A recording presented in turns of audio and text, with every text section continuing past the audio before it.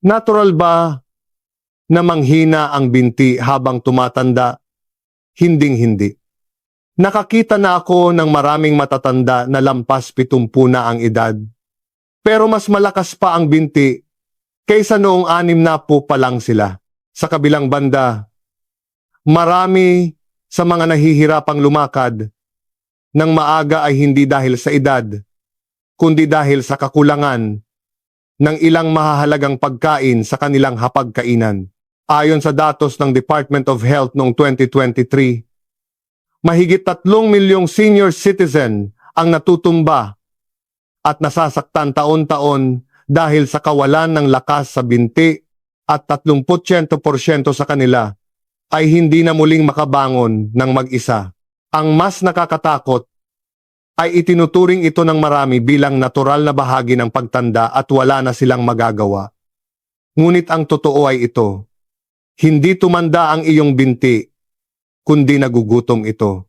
Noong nakaraang taon, nakatanggap ako ng isang tawag na hinding-hindi ko malilimutan. Ang anak ni Lola Remedios, isang 73 anyos na taga Quezon City, ay umiiyak na nagsabi, "Doktor, 3 buwan lang ang nakakaraan. Kaya pa ni nanay na mag-akyat panaog sa hagdan habang karga ang kanyang apo, pero ngayon, kahit ang pagtayo sa sofa ay kailangan na niyang humawak sa pader." Noong nakaraang linggo, natumba siya sa harap ng hagdan pagka-uwi galing sa palengke at dahil sa pamamaga ng tuhod, hindi na siya makalakad ng maayos. Natatakot ako na baka may mabaling buto sa kanya. Sa sandaling iyon, hindi lang luha ng isang pamilya ang nakita ko, kundi ang malalim na takot na dinaranas ng maraming nakatatandang Pilipino. Ako si Dr. Marco Villanueva. Nagtrabaho ako sa Manila Senior Nutrition Medical Center sa loob ng 35 taon at nakapanggamot na ng mahigit 5,600 na matatanda na may ganitong problema. Ngayong araw, ipapakilala ko sa inyo ang 6 na sangkap sa pagkain na may mas malakas na epekto kaysa sa gamot at madaling mahanap ng kahit sino sa bahay.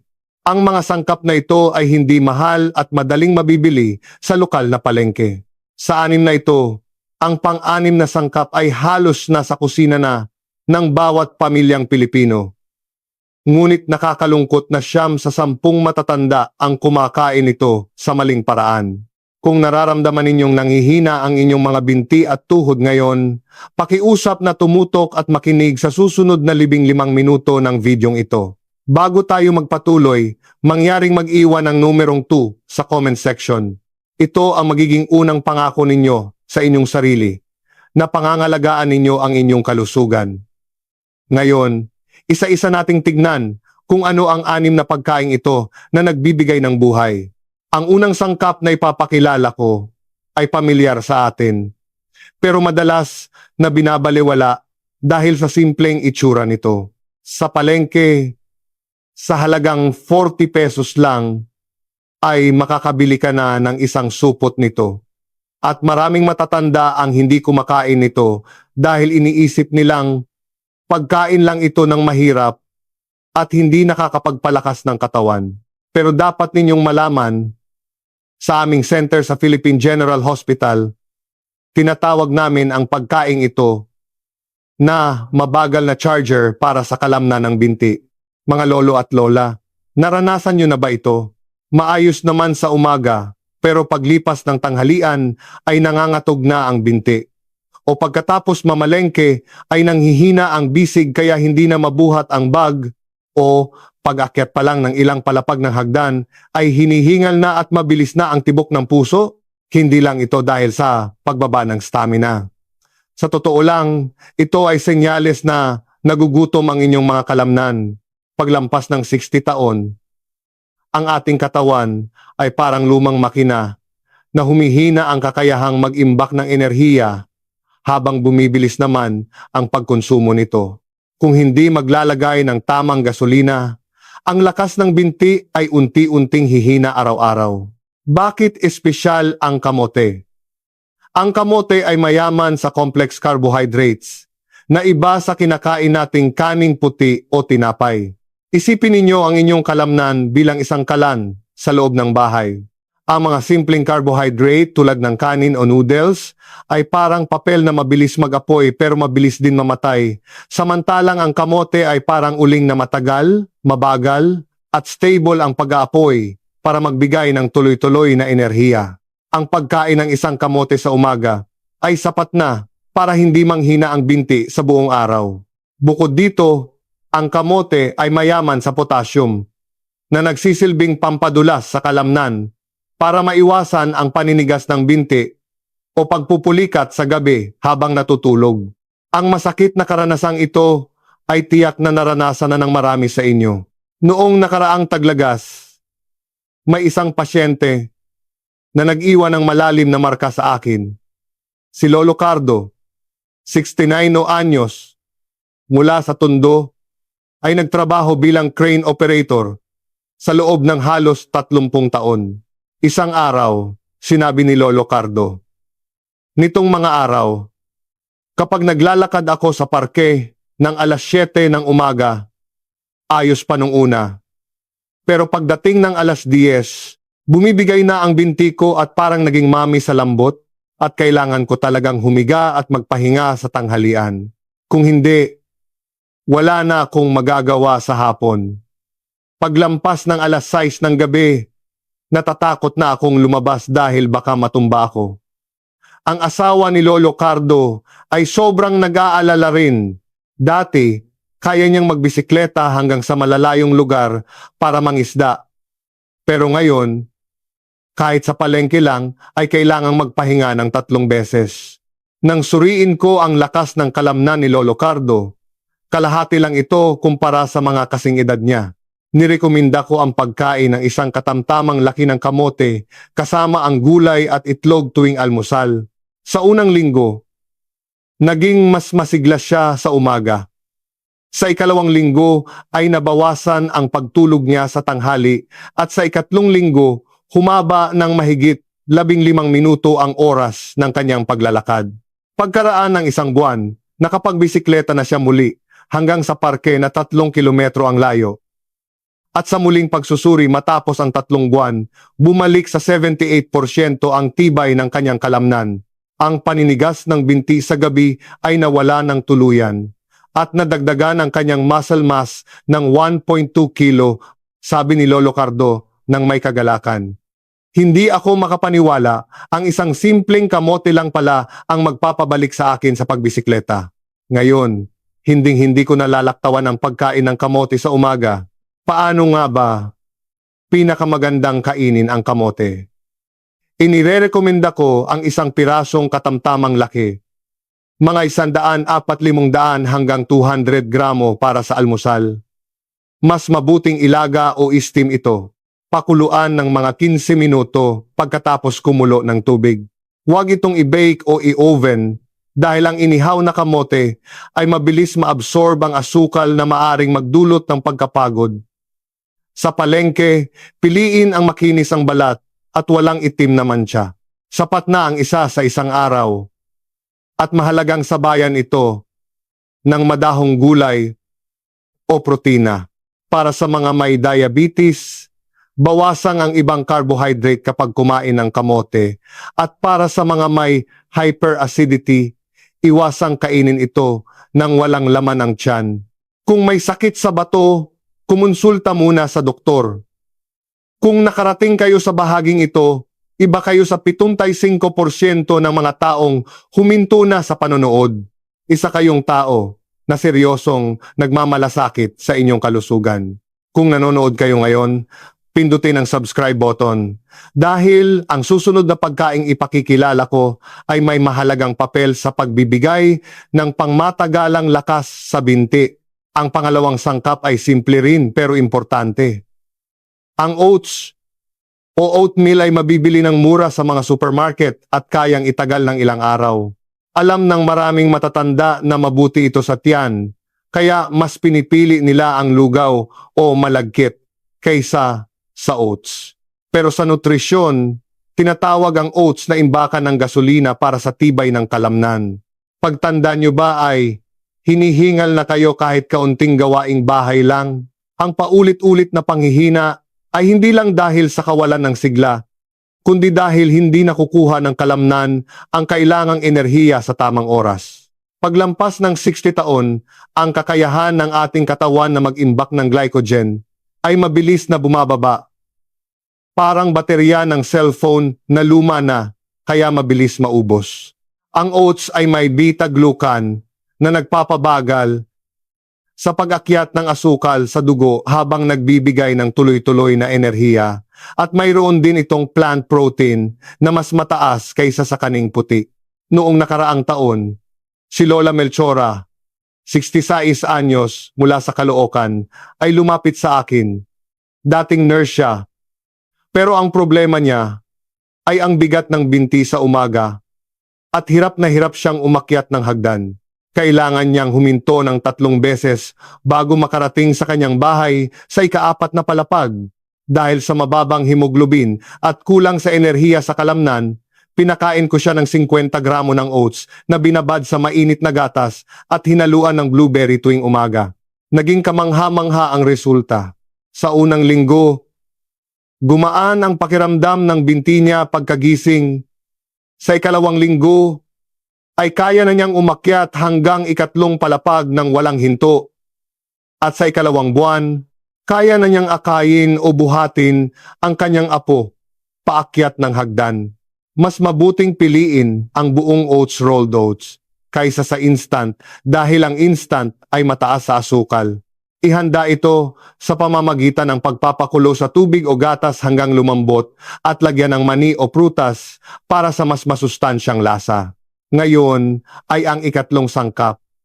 Baka magulat kayo rito dahil medyo may kamahalan ito kumpara sa iba. Minsan ay lampas 50 pesos ang isa, kaya nag-aalinlangan ang marami. Pero kung maririnig nyo ang sasabihin ko, malalaman nyo na sulit ang presyo nito. Ang sangkap na ito ay makakatulong para hindi manigas ang binti sa umaga at maging swabe ang kilos kahit yumuko o mag-squat. Ito ang abokado sa pagtanda. Hindi lang panghihina ang problema, kundi ang pakiramdam na parang naninigas ang mga kasukasuan.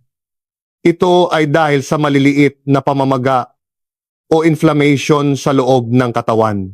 Ang abokado ay may mga monounsaturated fatty acids na parang bumbero na pumapatay sa mga maliliit na apoy ng pamamaga sa inyong mga joints.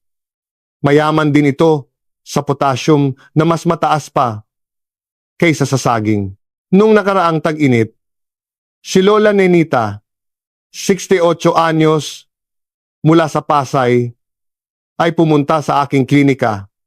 Mahigit 30 taon siyang nagtrabaho bilang kusinera.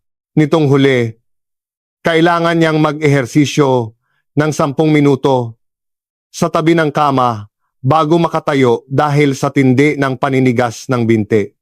Hirap din siyang mag-squat sa kusina matapos kumain ng kalahating abokado araw-araw sa loob ng 1 buwan na wala ang sakit ng kanyang tuhod at bumalik sa normal ang kanyang inflammatory markers. Sabi niya, parang bumata siya ng 10 taon. Sapat na ang kalahati hanggang 1 abokado sa 1 araw. Huwag kumain ng sobra dahil mataas ito sa calorie. Masarap itong palaman sa bread o ihalo sa salad o shake. Kainin ito sa umaga o tanghalian para hindi mabigatan ang tiyan sa gabi. Piliin ang abokado na malambot ng kaunti kapag pinindot. Bago tayo tumuloy sa huling 3 sangkap, may itatanong ako sa inyo. Madalas ba kayong mapaupo dahil sa panghihina ng binti? Ang unang 3 pagkaing nabanggit ay para sa enerhiya at pamamaga, pero ang susunod na 3 ay para sa muling pagbuo ng nawalang kalamnan. Magsimula tayo sa maliliit na prutas tulad ng blueberry o strawberry. Ang mga ito ay tagapangalaga ng kabataan ng kalamnan. Sa loob ng ating katawan, ang mga cells ay inaatake ng free radicals na parang mga magnanakaw na sumisira sa kalamnan. Ang mga berries ay may anthocyanin, isang malakas na antioxidant na nagpoprotekta sa cells at tumutulong sa mabilis na paggaling ng pinsala. Mayaman din ito sa vitamin C para sa elasticity ng ligaments at tendons. si Lolo Delfin, 71 anyos, mula sa Bulacan, ay dating guro na mabilis na nanghina ang binti matapos mag-retire. Nirekomenda ko ang isang dakot ng blueberries araw-araw. Pagkalipas ng 2 buwan, bumalik ang tibay ng kanyang binti at bumilis ang kanyang paglalakad. Sapat na ang 50 gramo o mga 50 piraso ng blueberry sa isang araw. Kahit frozen, ay ayos lang dahil hindi nawawala ang nutrisyon nito at mas matipid pa. Ang mga maliliit na prutas na ito, ang susi, para pigilan ang pagtanda ng kalamnan ng inyong binti. Ang panglimang sangkap ay ang salmon. Medyo mahal ito. Nasa 250 hanggang 300 pesos bawat 100 gramo, pero ang epekto nito ay mas malakas pa sa pinagsama-samang unang 4 na pagkain. Ang salmon ay may mataas na kalidad na protina at omega, 3 fatty acids. Sa pagtanda, natural na nawawala ang kalamnan, pero ang salmon ay tumutulong na ibalik ito dahil 95% ng protina nito ay naa-absorb ng katawan. Ayon sa pag-aaral noong 2021, ang mga matatandang kumakain ng fatty fish, 2 hanggang 3 beses sa isang linggo ay may 21% na mas mataas na muscle mass at 40% na mas mababang tsansa na matumba. Si Lolo Vicente, 74 anyos mula sa Cebu, ay dating truck driver na natumba at nabali ang balakang. Matapos kumain ng 100 gramo ng salmon 3 beses sa isang linggo, nakalakad siya muli ng walang tulong ng walker pagkalipas ng 6 na buwan. Ang pinakamagandang paraan ng pagluluto nito ay pag-steam o pagpapakulo para hindi masira ang omega 3. Huwag itong iprito sa maraming mantika. Kung masyadong mahal ang sariwa, maaari ring gumamit ng canned salmon na nasa tubig, iwasan lang yung nasa mantika. Ang salmon ang gintong pagkain para sa muling pagtatayo ng inyong kalamnan. Pakishare ang videong ito sa inyong mga magulang o kakilala na nanghihina na ang binti dahil baka ito ang magpabago sa kanilang buhay. Ang huling pagkain na aking irerekomenda, kung isa lang ang dapat piliin para makalakad pa rin kahit lampas 90 anyos na, ay ang itlog. Napakamura nito. Minsan ay 8 hanggang 10 pesos lang ang isa at madaling ihanda. Ang itlog ay isang complete food na may halos lahat ng kailangang nutrisyon para sa kalamnan. Protina, vitamin D, vitamin B at choline. 98% ng protina nito ay nagagamit ng ating katawan. Marami ang nagkakamali sa pagkain nito.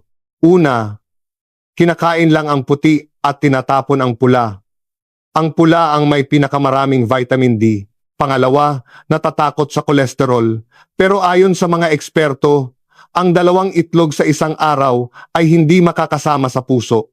Pangatlo, sobrang tagal ilaga hanggang mangitim ang pula na nagpapahirap sa panunaw. Pang-4, kinakain ito sa gabi kung kailan mabagal na ang absorption. Pinakamabuti ang 1 hanggang 2 itlog sa umaga nang walang laman ang tiyan. Ilaga ito ng 6 hanggang 6 na minuto para malasado o half-boiled dahil dito pinakamaganda ang nutrisyon.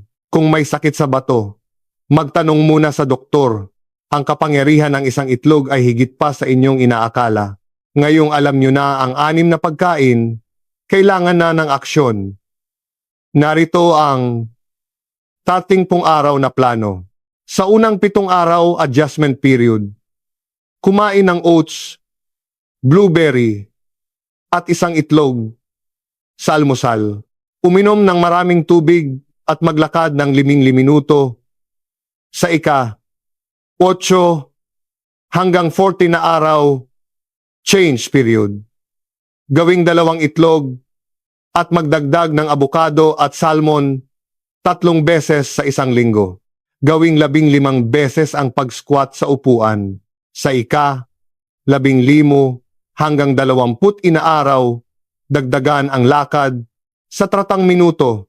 Sa ika-22 hanggang 30 na araw, stabilization period, magiging habit na ninyo ito.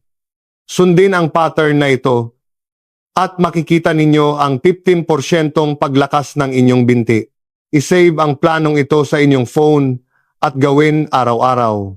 Bilang pagtatapos, narito ang 3 tanong para sa inyo. Ano ang pagkaing pinakamayaman sa vitamin D?